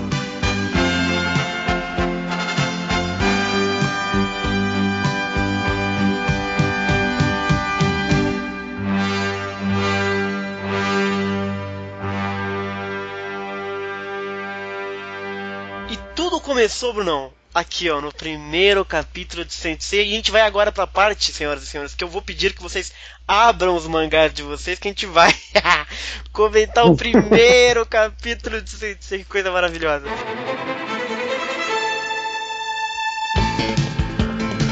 Então, só explicando aqui pros nossos ouvintes que a gente vai fazer, a gente tá com os mangás nas nossas mãos, vocês estão convidados a abrir os mangás que vocês têm também pra poder ver com a gente. Eu vou dizer o seguinte, na época que ele foi lançado aqui no Brasil, a Conrad, a Conrad lançava bastante coisa boa, né? A Conrad ela tava lançando Saint Seiya, a Conrad estava publicando Vagabond, a Conrad estava publicando Evangelion. Eu, tipo assim, adoro os três. E ao mesmo tempo a JBC. E Dragon Ball, né, Bruno? Você falou Dragon Ball. Não, Dragon Ball eu não comprei. Dragon Ball eu não comprei. Dragon Ball já tinha animação, e ainda mais, tipo assim, a grana tava limitada, então Dragon Ball eu já sabia de tudo, entendeu? Então vamos comprar as que eu não tinha acesso ainda. E a JBC tava publicando o Horikenshin, né? O famoso Samurai X. Sim. Eu também comprei. E Sakura Card Captors, que eu adorava também. Sakura eu também não comprei. Sakura eu fui pegar só depois. Eu tenho esses todos. Só que eu mudei, né? Tem algum tempo. Então tudo isso ficou com o meu irmão, tá lá na casa dele. Então eu vou acompanhar com vocês com uma versão aqui na internet. Ok. Nicole, meu Deus. Tá preparada, Nicole? Nicole dormiu, gente. Que pena. Não, tô aqui. Calma. Eu vou fazer a seguinte provocação pra vocês. Eu tô um pouco dividido, na verdade, como é que eu quero fazer isso. Porque, assim, ao mesmo tempo que eu gostaria muito de ler o mangá fazendo altos comentários, eu queria muito ler o mangá de uma forma que a gente tentasse sem saber o que vai acontecer. Sabe uma coisa assim? Tipo, esse personagem, como é que ele vai se desenvolver? É muito difícil, né? Tá, então vamos fazer o seguinte, cara. Confia em mim, cara. Então vamos fazer assim, queridos. Confiem em mim que eu vou fazer o máximo pra podar essas discussões. Quando for um momento de precisar evocar alguma coisa que vai vir depois, aí a gente abre parênteses. Decente. Então vamos aqui começar então. Eu queria que o Alan, de repente, porque eu sei que o mangá da Conrad, o primeiro, ele veio com algumas, vamos dizer assim, algumas licenças poéticas que não necessariamente são muito precisas com o original. Então, Alan, qual que é o nome do primeiro capítulo do mangá clássico de Saint Seiya? Bom, a Conrad coloca aqui, aliás, a JBC, né, ela chama Os Cavaleiros de Atena, né? É um título bem próximo do original mesmo, né? Okay. O primeiro capítulo seria O Cavaleiro de Atena, né, na verdade, mas eles colocam Os Cavaleiros de Atena, não foge muito do original, não. Então, a JBC foi seguir mais o original. O da Conrad veio Os Cavaleiros Sagrados da Deusa Atena, que também tá por aí, né? E dá uma exagerada, mas tá certo. Mas foi até legal, sabia? Porque tem uma grande polêmica nessa história da utilização do termo santo, né? Que aqui no Brasil, a gente usa cavaleiros como se usa em outros países, né? A França, a Espanha e tal. E é uma polêmica, porque tem muitos fãs que eu até entendo, eles gostam de falar santo, né? Concordo. Mas assim, eu acho até legal quando você fala. Eu até prefiro usar cavaleiro sagrado ou só cavaleiro, entendeu? Porque eu acho que remete aos dois sentidos, né? Porque cavaleiro também não deixa de ter aquele significado relacionado com as cruzadas e tal, que também tem a ver com Guerra Santa, tem uma coisa de ciência aí no meio, entendeu? Então assim, eu acho que cavaleiro é um termo que não chega a ser ruim de ser utilizado, entendeu? Apesar de não ser o original santo, né? Mas é um que mesmo assim é bacana, assim, eu gostei do significado que ele tem. Então acho que a Conrad fez uma opção interessante de ter botado o Cavaleiro Sagrado, né? Legal.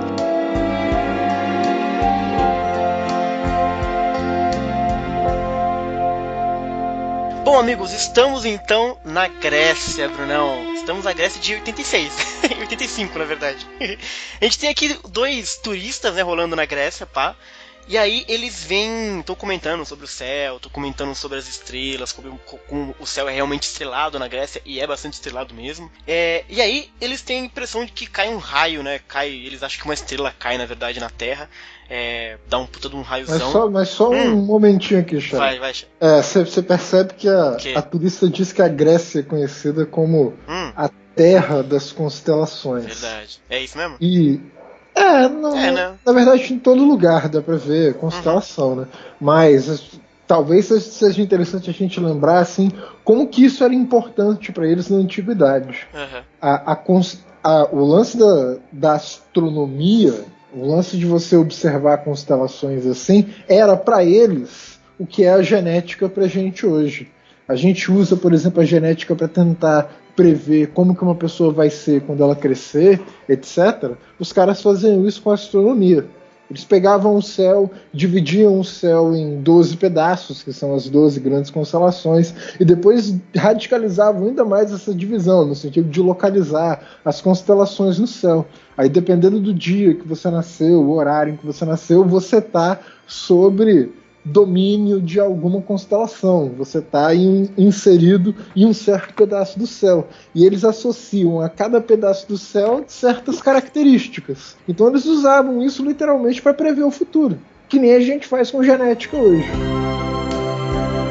E nesse sentido a gente tem esse início curioso de a gente ver a série começando com turistas, sabe, que não são exatamente importantes nem um pouco para a história, e aí a gente vê cair aí esse raio. Saúde? Caiu o raio. Valeu. Caiu o raio. Deixa eu só fazer uma observação. Vai. Eu dei essa corta, né? Essa imagem do Seiya caindo, né? Da estrela caindo e desses duas pessoas comuns observando, era um conceito que o Kurumada tinha inicialmente também, né? Ele chega a mencionar que nas ideias originais dele, quando ainda era aquela história de karatê e tal, ele chegou a pensar em fazer isso também. Em fazer uma cena onde o protagonista, o Seiya, caía, só que numa montanha japonesa, e ele era socorrido por um homem e por uma mulher, né? Então essa ideia meio que tá retratada aí, né? Com certeza. E aí a gente abre a página e a gente tem o nosso herói Nicole Siqueira. Olha aí que bonitinho. E a gente vê o Seiya de uma forma que a gente vai ver ele bastante depois. Né? Todo esfolado, todo cagado. Mas eu acho essa imagem muito bonita, cara, do Seiya. Grande Seiya. Olha lá, todo cagado, todo suado. Você acha bonito porque você curte ver ele sofrer, né? Exato. Quem não curte? Nicole se comporta. A gente tem esse. E os turistas estão meio chocados, né? Que ele é uma criança, que ele é um jovem, e ele tá todo cagado, tá todo machucado. Eles ficam perguntando como é que ele se machucou tanto assim, né? Etc. E é quando finalmente aparece a figura da Marin vindo pra meio que finalizar ali o Seiya, né? E aí eles fogem, a galera foge, e aí aos poucos o mangá vai mostrando aqui a figura da Marin, né? E aí a Marin, ela tá brigando com o Seiya, que o Seiya aparentemente vai lutar com o Cassius no dia seguinte pra ganhar a armadura, e ela acha que ele vai apanhar, Bruno. Ela acha que ele não tá preparado, acha que ele não tá querendo, e ele tá muito teimoso, né, o Seiya. Eu curto esse Seiya do comecinho aqui, cara. Que ele tenta... também imagina, né, senhora? A mina querendo que você faça 100 repetições desse exercício aí, quem não seria teimoso, né? Mas ué, quer que você cavaleiro, acho que só o Jabu, se fosse a Saori falando pra ele fazer. E aí é legal porque a gente vê a Marin aqui nesse quadro aqui, em que ela vai estar prestes a atacar o Seiya, ela meio fazendo uns movimentos com as mãos, assim, sabe? Que lembra um pouco até o Seiya traçando a armadura, a constelação. Mas né? Ela tem um quadro muito engraçado, assim. Tem um quadro da Marin chegando, né? Ela tá toda escura lá, com um brilho atrás dela, o olho branco, assim, né? Não dá pra saber se é ela ou se é ele ainda. E o quadro logo do lado é uma coisa muito engraçada. Parece que a mulher tá arremessando o companheiro dela lá e a bolsa dele longe. Acho que não, gente, eles estão correndo. Não, pra mim parece que ela tá arremessando. Não, claro que estão fugindo. Entendi, Bruno. Como eu gosto de ver coisa errada nas coisas, pra mim ela tá arremessando o cara longe. Dá pra ver por aí também, mas acho que Só você sendo maldoso mesmo. Agora, detalhe é uma coisa que me chamou a atenção vendo de novo essa cena, né? Ih, rapaz. Que me lembrou como essa cena é um pouco contraditória com o princípio de que os cavaleiros têm que ser secretos, escondidos, né? Sim, sim. Você vê que o Seiya acaba fugindo lá pra área turística da Grécia, né? De Atenas. E dá de cara com duas pessoas normais. A Marin também tá lá, entendeu? Então, tipo assim, em nenhum momento ela briga com ele por ter fugido pra uma área pública, né? Assim, mas o que eu entendi é que ela arremessou ele até lá. Acho que ele não fugiu até lá. Porque ele cai, acho que ele tomou um poderzão da Marin e caiu ali. De tão foda que ela é. De todo modo, em nenhum momento ela repara nisso. Vamos sair daqui porque aqui não é lugar da gente estar se expondo aqui. É verdade. Né? É uma coisa, eu não sei se é porque esse conceito de os cavaleiros não deveriam se revelar, é uma coisa que só foi trabalhada depois pelo Kurumada, né? Provavelmente, ele não pensou nisso logo no começo. Por isso que ele não tem essa reserva de mostrar os cavaleiros de cara, né? Na verdade, ele comenta isso um pouquinho depois, na verdade, a gente vai chegar lá. E aí, a Marin dá de novo outro golpezão no Seiya, ele sai... ele se fode de novo. Começou Cara, essas cenas da Marin cagando... O Seiya de pau. Cagando na cabeça do Seiya é muito massa. É muito Eu adoro a Marin, cara. É muito bom porque a gente apresenta o Seiya de fato apanhando muito, que é algo que ele vai fazer a série toda, né, cara? Eu acho legal essa coerência. Sim. E eu acho bacana que, assim, claro, eu comecei a ler agora, depois de já ter visto as coisas de, né, enfim, do anime e tal. E é engraçado como o anime, ele consegue representar a Marin assim como ela tá no clássico, entendeu? Que ela é uma pessoa dura, né? Sim, que ela tem esse comportamento mais duro, mas pro bem dele, sabe? Ela caga-lhe a pau. Sempre. Mas é com amor, né? Como a gente diz. É melhor tu apanhar em casa do que tu apanhar na rua. Exato. O problema é que o Seiya continua apanhando na rua. Quer dizer, a Marin não conseguiu enfiar nada na cabeça dele. Mas o intuito é bom, né? Exato. Eu acho isso legal, assim. E eu curto o desenho da Marin. Me chama atenção. Eu não sei bem o que é, mas eu curto o desenho da Marin no clássico. Acho legal. Bacana. E aí ela bate no Seiya, né? E ela diz que tá fazendo aquilo porque que o Cassio basicamente é invencível, né? Que é o postulante. E aí mostra a imagem do Cassio arrancando a cabeça de outro cara. Gente, Kurumada, calma, Kurumada. Essa foi uma das coisas que eu anotei aqui. Como pode o Cassius, que é um aprendiz, estar decapitando gente no mas o mundo é terrível, Nicole. Não tem essa não, velho. Mas eu acho que essa cena é muito simbólica. Não são coisas que aconteceram de fato. Não me parece ser assim muito... Ela fala que ele decapitou 9 caras, cara. Eu não sei se foi exagero. Porque como é que pode, né? Um cara que faz isso ser sequer cogitado pra ser cavaleiro? Mas também depende das regras, né? Né? Não fica muito claro no começo.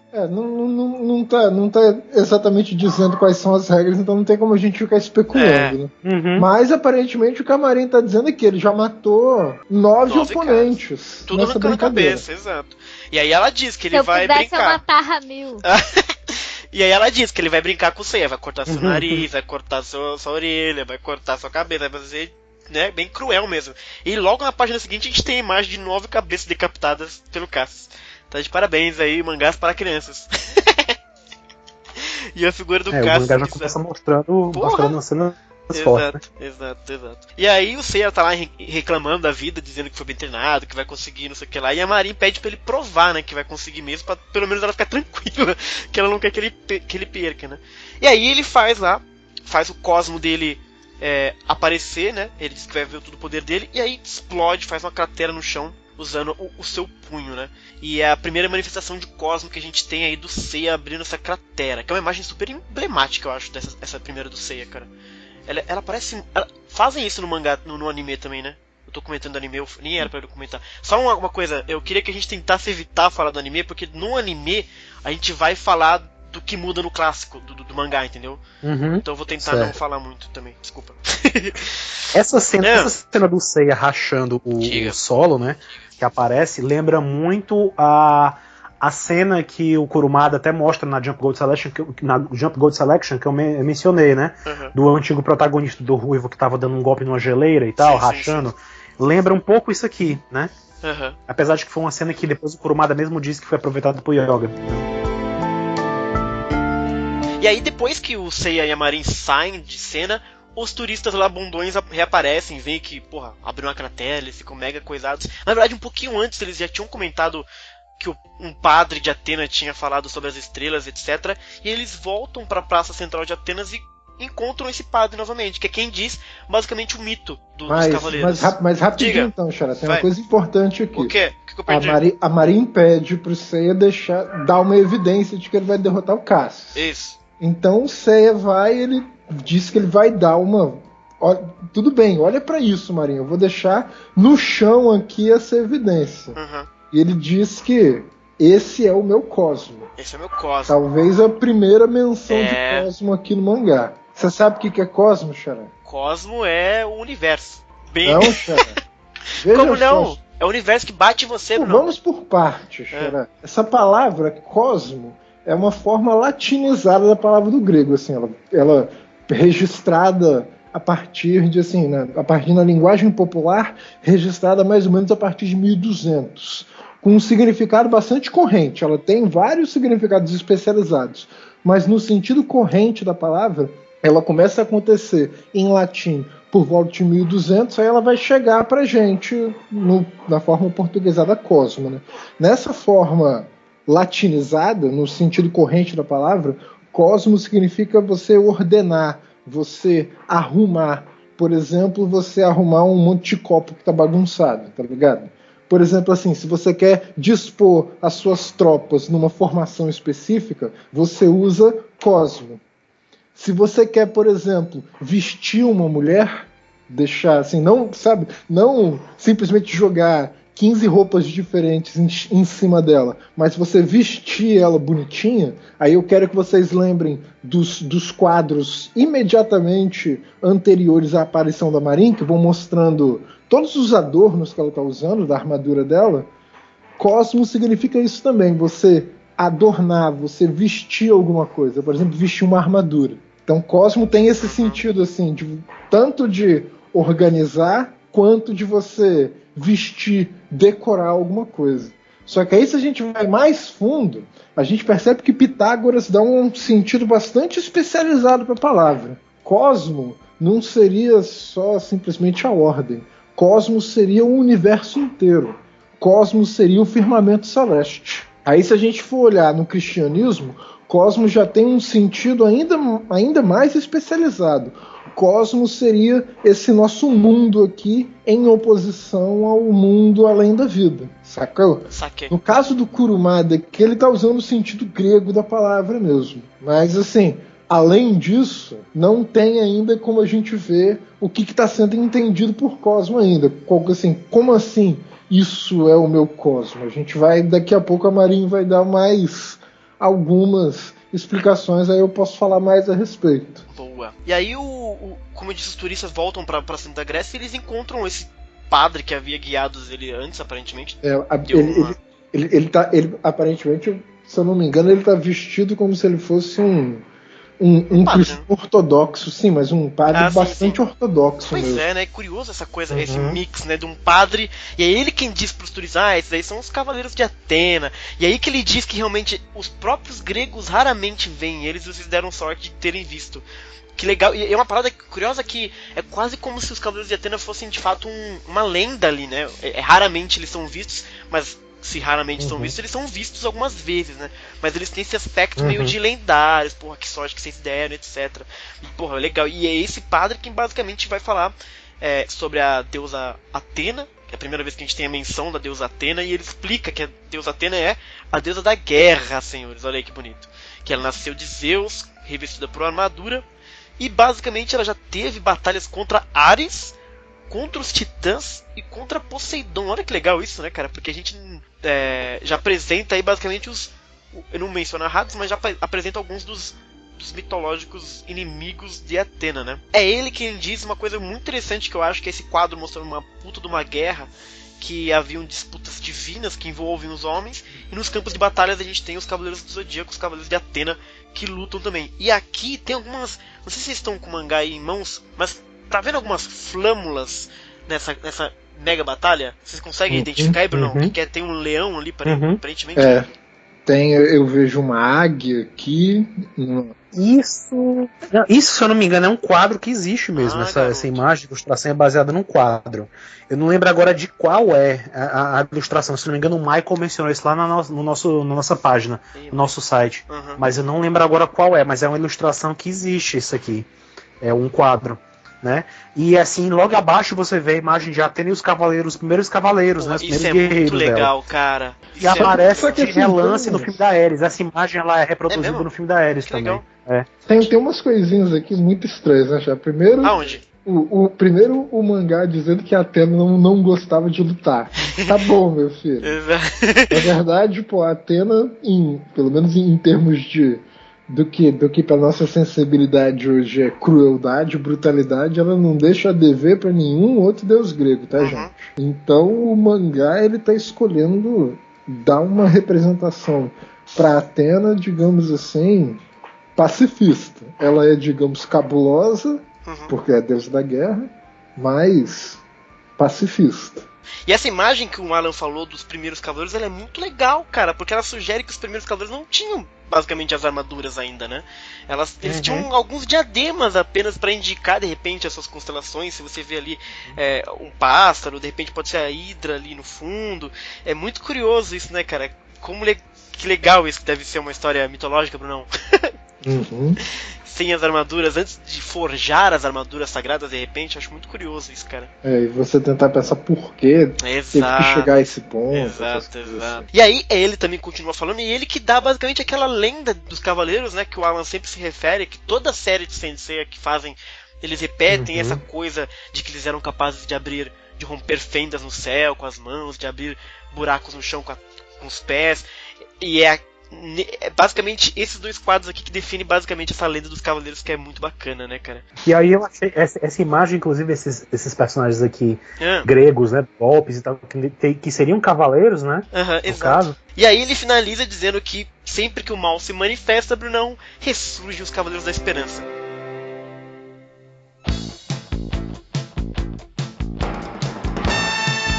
E aí a gente corta finalmente pra luta contra Cassius, Seiya e Cassius. E aqui tem algumas curiosidades muito legais, cara, nessa luta. Primeiro, a pergunta que eu tenho, óbvia, excelente. Quem é esse grande mestre?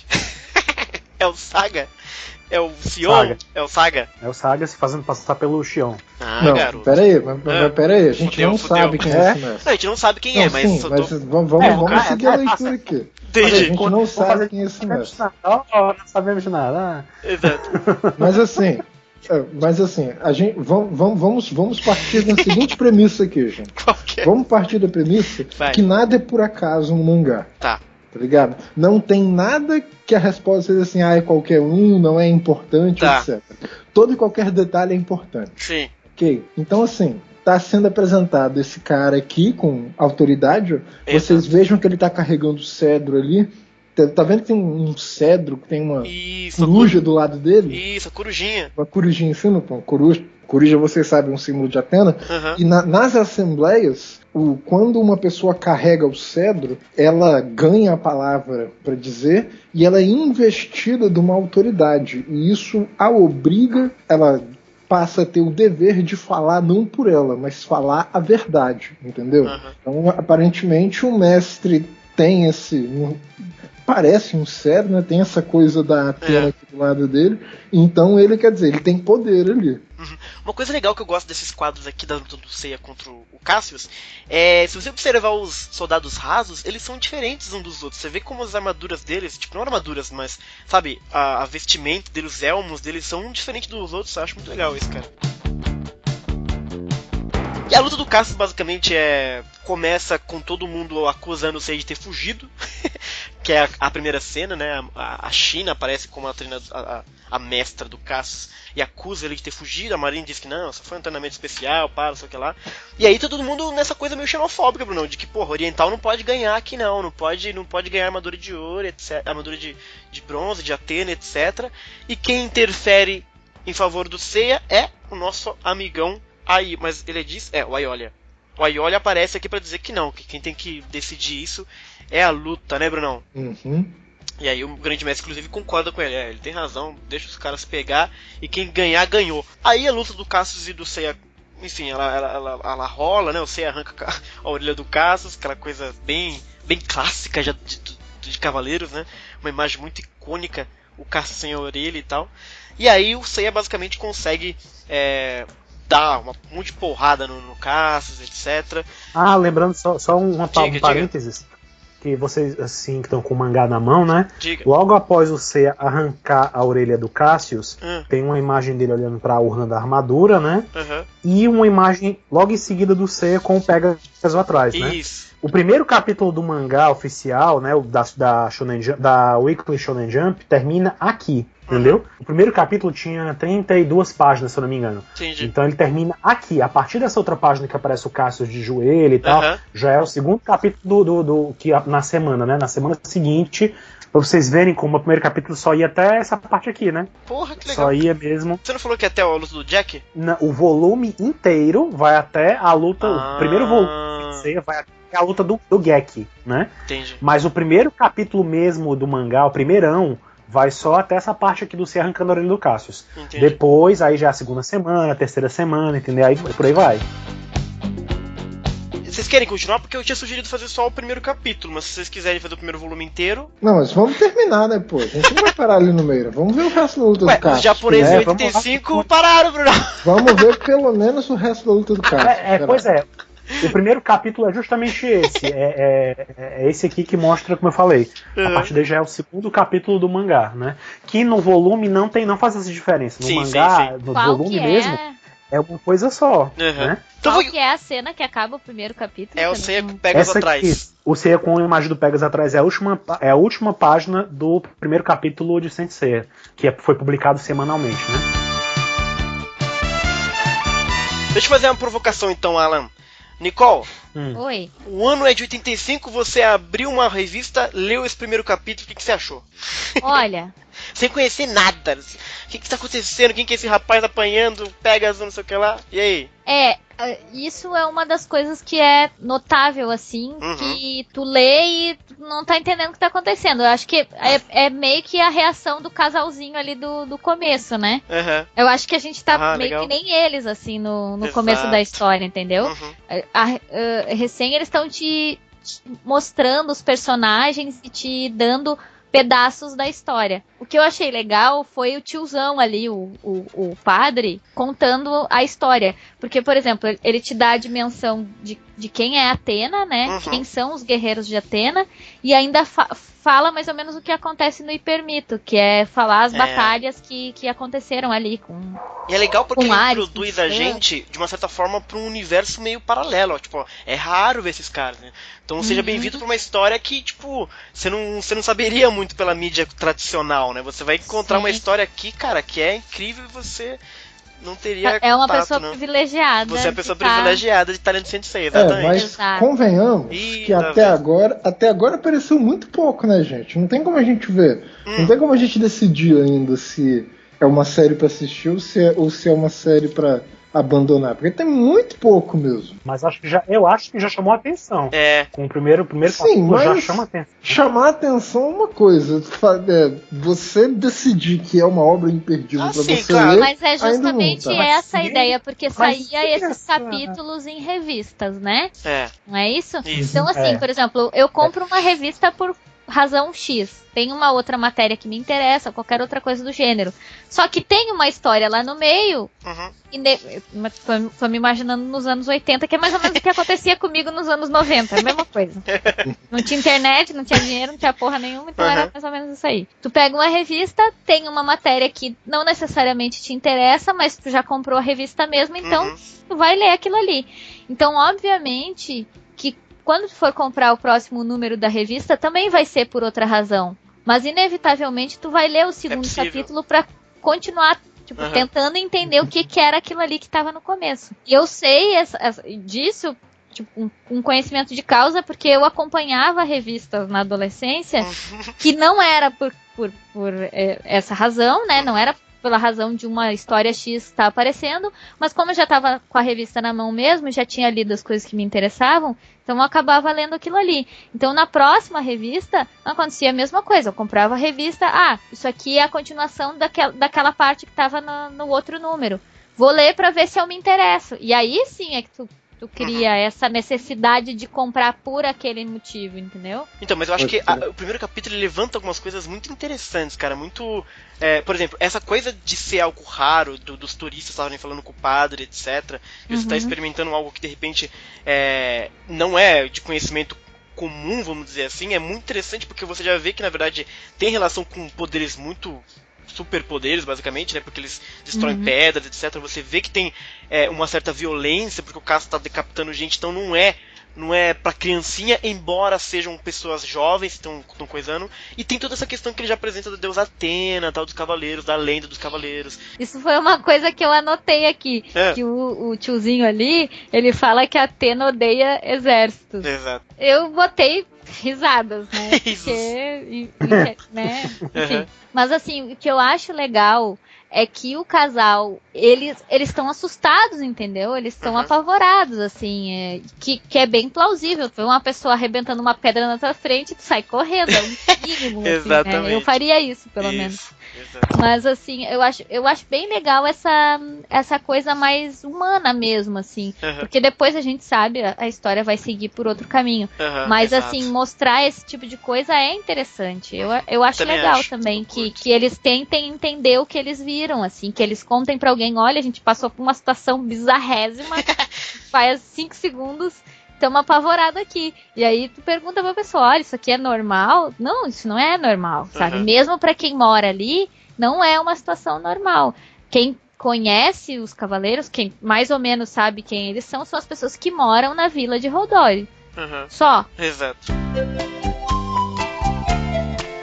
Dentro do meu conceito, Xará, como eu sigo aquela regrinha de ver 4 capítulos uma parada pra decidir se eu continuo ou paro, ou ler 4 capítulos assim, a primeira impressão foi boa, então eu continuo assim. Pra mim é depois do 4º capítulo que eu decido se eu continuo ou não. Ok, excelente. Vocês já falaram do Aioria nessa... Falamos, tava dormindo aí? Eu tava, né, atendendo o pessoal aqui. Mas você quer falar do Aioria? Pode falar. Sim, porque ele é sensacional. Tipo... Não, mas vamos lembrar, a gente não sabe quem é o Aioria ainda. A gente só sabe que parece um maluco lá que ele é chamado de Aioria. O carinha é forte, Bruno, e ele tem moral, porque o grande mestre concorda com ele. Exato, um carinha forte. E alguém que tá do lado da Marinha do Seiya, né? É verdade. O que a gente sabe dele é isso. É que ele é bombadão e o grande mestre respeita ele. Já é bacana. Ele simpatiza com, né? Exatamente. E que a Shine é nojenta, né? Ela tentou. Mano. Outra coisa, a Shine é nojenta, ela tenta impugnar a luta antes da luta acontecer. Espertalhona. Ou Seiya, né? Filha da mãe, cara.